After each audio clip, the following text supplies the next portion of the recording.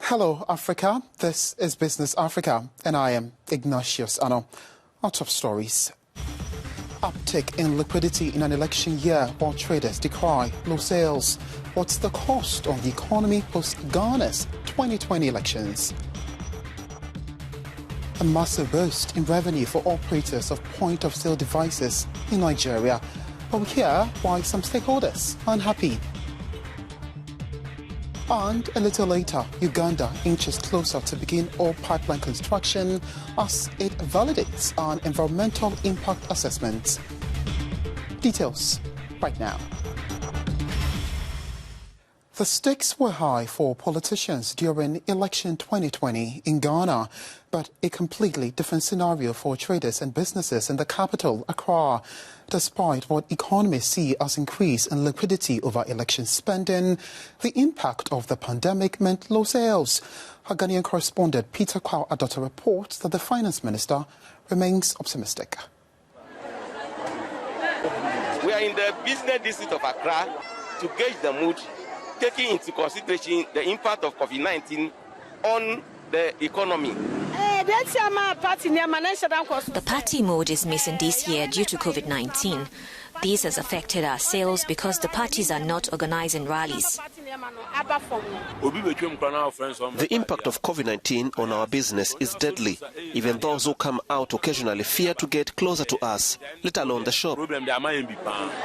The concerns of traders in Accra are in sharp contrast to views shared by some economists over liquidity during election year. Two things have combined. Now, we all know COVID might be the significant reason why government is overspending. But we shouldn't forget that we are also in an election year. And definitely government would also want to spend to please the people. Government, as a way to carry political favor, decides to pay all funds that have been locked up in institutions as a result of the financial sector cleanup. So there was a sudden increase in liquidity.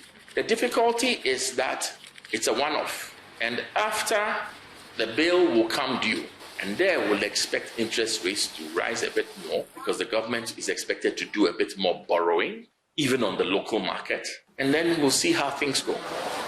But Ghana's finance minister, Ken Ofori-Atta, remains upbeat. I think really hard work, ingenuity, and belief in God, we should be able to do it. So yes, it's going to be challenging. There is COVID, but even in COVID, this has been some of the most remarkable times for the country in terms of our spirit and our resilience and our sense of purposefulness. So, the locusts will come, but God will restore us.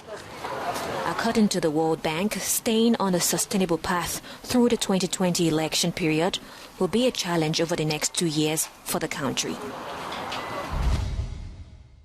Franklin Kujo is founding president of Imani Center for Policy and Education in Ghana. He joins us from Accra. Franklin, thank you for speaking to us. So, first of all, how do you explain a decline in purchasing power in an election year when government spends more? I guess the challenges really have to do with what the government is spending on. Don't forget that the impact of the coronavirus means consumption has been impacted negatively. But the government seems to be investing in other areas of resuscitating the economy. So, for instance, they've extended freebies in terms of utilities support, the subsidized utilities, electricity and water.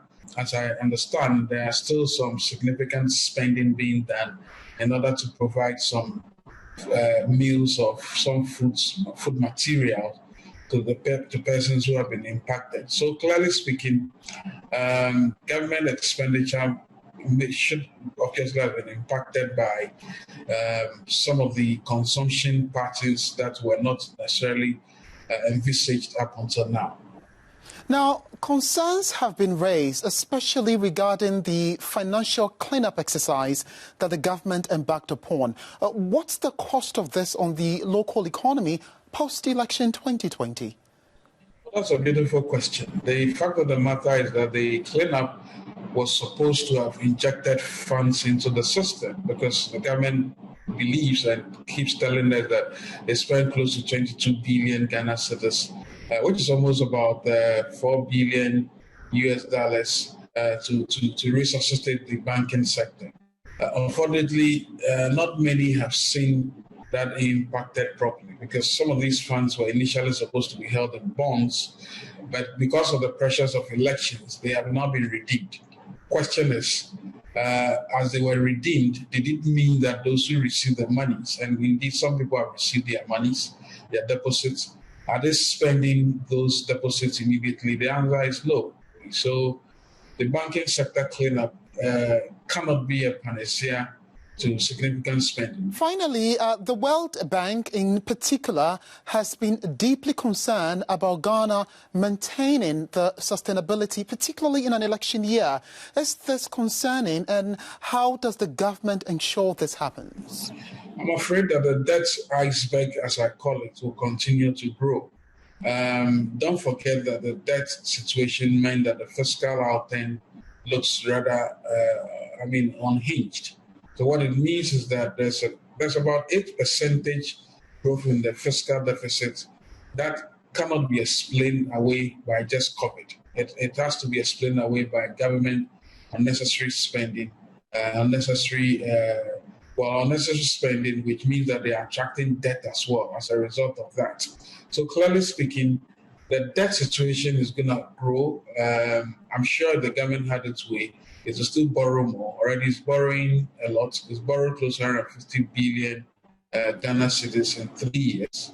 That's a lot of money. And the only reason why we can sustain our debt is when we start doing things sensibly. So it deals on us to rein in expenditure. As I said, 8% out of the nearly 15-16% fiscal deficit is caused by unnecessary expenditure, and that cannot be salvaged by any debt sustainability plan, because there's just no debt sustainability plan. All right, Franklin, we thank you. It's a pleasure. Franklin Kujo is founding president of Imani Center for Policy and Education, speaking to us from Accra, Ghana. A big boost in revenue for operators of point-of-sale devices in Africa's most populous nation. The enterprise has become a legitimate money-making business in Nigeria. Point-of-sale outlets are more profitable in communities with no banks. POS serves the financial needs of communities where automated teller machines are just not enough. But our correspondent Michael Debe reports that some have capitalized on the pandemic to inflate charges. The global pandemic continues to bite many businesses. But in Nigeria, operators of mobile point-of-sales devices are cashing in as banks enforce restrictive measures to curb the spread of coronavirus.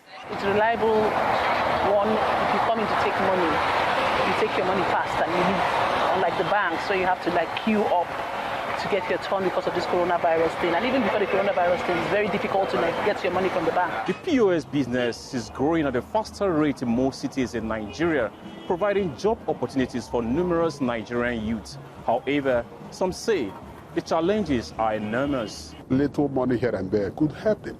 So that is the intention of those who set it up. But there's some little fraud involved in this. But he says the system can be sustained with proper enforcement of regulations by the central bank. We have different types of POS. So some have some limitations. There are some cards, some do accept, some don't. And then the charges. The outlets are dotted in various corners of the roads. It's a modern way of making cash transactions, and it's proving a lucrative option for Nigeria's entrepreneurs. Let's head to East Africa now, and Uganda is inching closer to begin work on its oil pipeline construction projects. The East African nation has validated an environmental impact assessment report. This clearance is for the Ugandan section of the East African crude oil pipeline. Business Africa has learned that construction on the $3.5 billion project is likely to begin in the first quarter of 2021. Uganda has approved an environmental impact assessment for a planned oil pipeline, Bloomberg reports. This brings the East African nation closer to the start of its construction. The Ugandan National Environment Management Authority issued an approval certificate to Total East Africa Midstream BV for the project. The clearance is for the Ugandan section of the East Africa crude oil pipeline, just under 300 kilometers of the roughly 1,400 kilometer conduit, as per an agency-issued statement. Total SA is leading the development of the $3.5 billion pipeline from the western Uganda oil fields to Tanzania's Tanga port, in partnership with the two governments and China's CNOOC Limited. Construction is likely to begin in the first half of 2021. Uganda has an estimated 6 billion barrels of oil resources, with plans to start pumping crude in 2024. And that's it for Business Africa. You can be a part of the program via our various social media handles. Follow me on Twitter at Ignatius Adam. Also, head over to africanews.com for the entire program. And more, thank you for watching and goodbye.